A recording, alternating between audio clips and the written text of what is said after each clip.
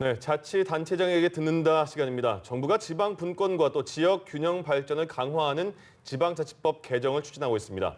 자, 정부 개정안에는 이를 위한 특례시 도입 등의 내용도 담겨 있습니다. 네, 전주시가 특례시가 되기 위해서 노력 중이라고 하는데요. 이 시간 김승수 전주시장을 직접 모시고 전주시가 왜 특례시로 지정이 되어야만 하는지 직접 들어보겠습니다. 네, 어서 오십시오. 네, 반갑습니다. 안녕하세요. 예. 전주시장입니다. 예. 네. 서울특별시, 대전 네. 광역시 익숙합니다. 네. 근데 특례시는 생소합니다. 아마 우리 국민들께서 처음 들어본 용어일 것 같습니다. 그렇습니다. 그러니까 이제 지구상에 있는 모든 국가들은 국가가 운영되기 위한 시스템이 필요한데 그게 바로 행정 체계입니다. 예. 네, 그러면 예를 들면 뭐 행정의 총괄 책임자인 대통령이 계시고 예. 중앙부처가 있고 방금 전에 말씀하신 서울시 뭐 이렇게 해서 광역 이런 시도가 있고 예. 그다음에 기초단체가 있는데 기초단체 중에서 이제 100만이 넘는 도시들이 성장을 한 겁니다. 네. 예를 들면 수도권에 뭐 수원, 용인, 고양 그리고 경남, 창원 100만 넘는 도시들이 몸집은 커졌는데 행정 권한이 너무 적다 보니까 도시를 운영하는데 한계를 느꼈고 예. 또 행정 서비스가 잘 되지 않으니까 우리 정부가 광역에 있거나 또 국가에 있는 행정 권한을 대폭 넘겨서 그 100만 넘는 도시들의 네. 특례시라는 이름으로 이번에 법안을 만들게 된 겁니다. 그럼 광역자치단체와 기초의 기초자치단체 중간쯤. 맞습니다. 아, 그렇군요. 네. 예. 그런데 이제 인구수에 따라서 말씀처럼 행정 권한이 좀 달라지는 것 같은데 지금 제가 찾아보니까 2019년 기준으로 전주시가 65만 2천여 명 네. 정도이더라고요. 네. 근데 왜 특례시를 추진하려고 하시는지도 사실 좀 궁금하거든요. 예. 기준이 100만 명 아닙니까? 맞습니다. 예. 그런데 그 100만 기준이라는 게 두 가지 면에서 죽어 있는 기준이라는 겁니다. 예를 들면 인구는 100만이지만 베드타운이기 때문에 실제 생활하시는 분들은 많지 않기 때문에 행정 수요가 적을 수도 있고 아, 다른 지역으로 갈 수도 있다. 맞습니다. 예, 예. 그런 의미에서 행정 수요를 봐야지 단순히 인구만 가지고는 평가하기는 굉장히 힘들다. 행정 예. 수요를 이런 문제 제기 하나가 있고요. 예. 예. 두 번째는 앞서 말씀드린 대로 수도권의 세 개 도시, 그러니까 수원, 용인, 고양, 경남, 창원 이 네 곳만 특례시로 지정이 되면 네. 분명히 성장할 수밖에 없는 기반이 만들어지는데 네. 그러면 결국은 수도권이 집중해서 또 성장이 어. 되는 거고 지역은 또 낙후될 수밖에 없기 때문에 상대적 차별이 굉장히 커지는 거죠. 예. 네. 그래서 이번 정부 안대로라면 이건 수도권 특례시지 대한민국 균형발전 특례시라는 아니라고 저희들이 문제 제기를 하고 있는 겁니다. 시장님 그 페이스북을 보니까 며칠 전에 이렇게 네. 글을 올리셨더라고요. 네. 예. 신년 기자회견을 통해서 가능성 1%의 전주 특례시 지정 도전을 선언했습니다.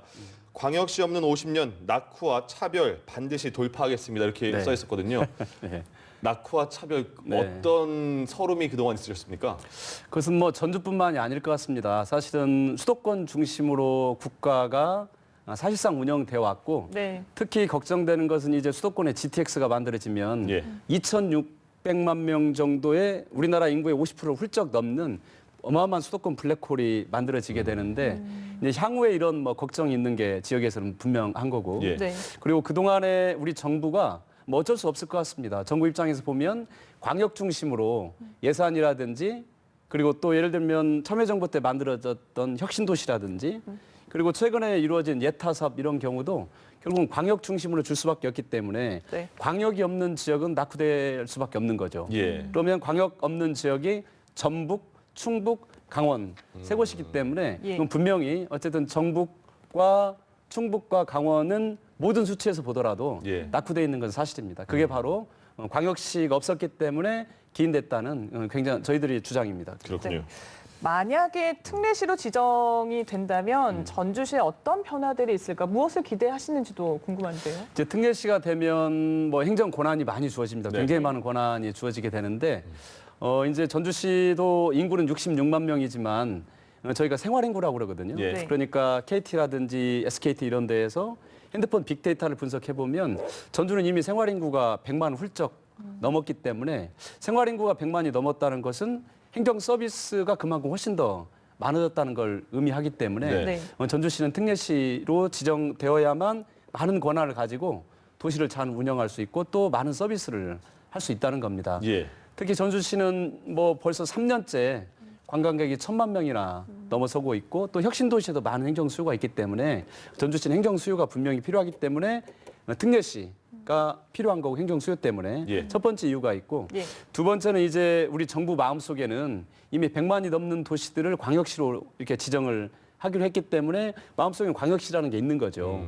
그래서 광역단체에 이제 앞서 말씀드린 대로 국가 예산을 배분하거나 또 예를 들면 기관을 배치하거나 그리고 또 국가의 전략산업들이 있는데 예. 전략산업 이런 거를 지정할 때 전라북도 몫으로 또 올 거고 전주 특례시 몫으로 네. 도 정도는 아니겠지만 예. 그렇게 배분할 때 분명히 그런 큰 시스템이 만들어지는 거기 때문에 전주시는 특례시가 굉장히 갈급한 상황입니다. 가장 아쉽다는 부분이 그겁니까? 그러면 지금 말씀하신 것처럼 주민등록상의 인구는 60만 조금 넘지만 네. 생활 인구는 100만이 넘는데 생활 인구 위주로 기준을 잡아야 되지 않느냐 그런 겁니까? 맞습니다. 두 가지입니다. 첫 번째는 이번 정부의 국정 기조가 가장 중요한 기조 중에 하나가 바로 균형 발전. 예. 네. 그리고 또 포용 성장이지 않습니까? 포용 국가. 그런데 대한민국의 어느 지역에 살든 시민들 스스로 존중받는 느낌과 실제 존중을 받아야 하고 예. 대한민국 어느 지역에 살든 어느 정도 평균 수준의 삶의 질을 가져가야 되는데 지금 이대로 가면 안 된다는 겁니다. 그래서 전주는 균형 발전 차원에서 특례시로 지정되어야 하고 또 두 번째는 수요가 분명하기 때문에 특례시로 지정되어야 한다는 두 가지 이유가 있습니다. 네. 오늘 이렇게 시장님께서 직접 스튜디오에 나와 주시긴 또 하셨지만 특례시 지정을 위해서 좀 어떤 노력을 전주시에서 기다리고 있는지도 궁금합니다.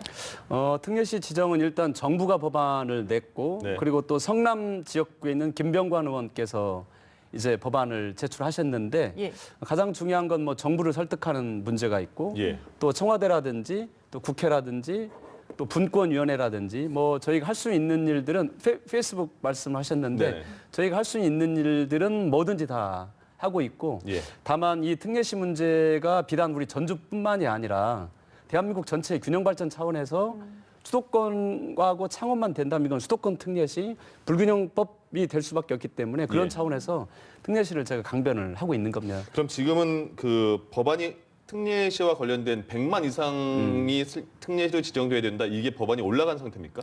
현재 이제 국무회의 거쳐서 예. 대통령의 재가를 거쳐서 국회로 이제 넘어가는 게 정부 법안이 있고 예. 네. 그리고 김병관 의원 법이 있는데 김병관 의원은 이제 의원발이기 때문에 이미 국회로 가 있는 상황입니다. 네네. 그런데 다행히 정부가 지난 주에 청와대와 또 더불어민주당과 우리 정부 당정청 회의가 있었는데 예. 거기에서 인구 100만이 죽은 통계로만 하는 것은 불합리하겠다. 전주 의견이 맞다.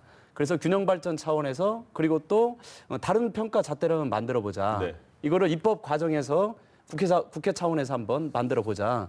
그 의견이 모아졌기 때문에 예. 이제 한 고비를 좀 넘은 셈입니다. 그럼 약간 희망의 문이 약간은 열려 있는 듯한 그런 느낌을 받을 수 있을 것 같은데요. 맞습니다. 이제 예. 정부도 그 말이 맞겠다 받아들였기 때문에 청와대도 그렇고 우리 당도 그랬기 때문에 이제 네. 어느 정도 뭐 희망의 빛이 크게 비치는 건 아닙니다만 네네. 약간 이제 시작은 됐습니다. 언제 그러면 이게 의사가 반영이 될지 아니면 그대로 결정이 될지 언제쯤에 이게 확실하게 결정이 될까요? 정상적 절차로 간다면 이제 국무회의를 거쳐서 국회로 넘어가는 시점이 아마 4월 초 중순이기 때문에 네. 본격적으로 논의가 된다면 6월 정도까지 이게 어느 정도 갈 수 있을지 모르겠습니다만 예. 지금 전국으로 보면 또 이 법안이 어떻게 다뤄질지 뭐 그건 국회에 달려 있습니다. 그렇군요. 네, 알겠습니다. 오늘 나오셨으니까 좀 예. 전주시가 네. 어떤 곳인지도 소개를 해주시면 예. 좋을 것 같아요. 좀 자랑을 좀 해주시죠. 아시다시피 전주는 뭐 관광객이 1,000만 명이 네. 3년째 지금 넘고 있고요.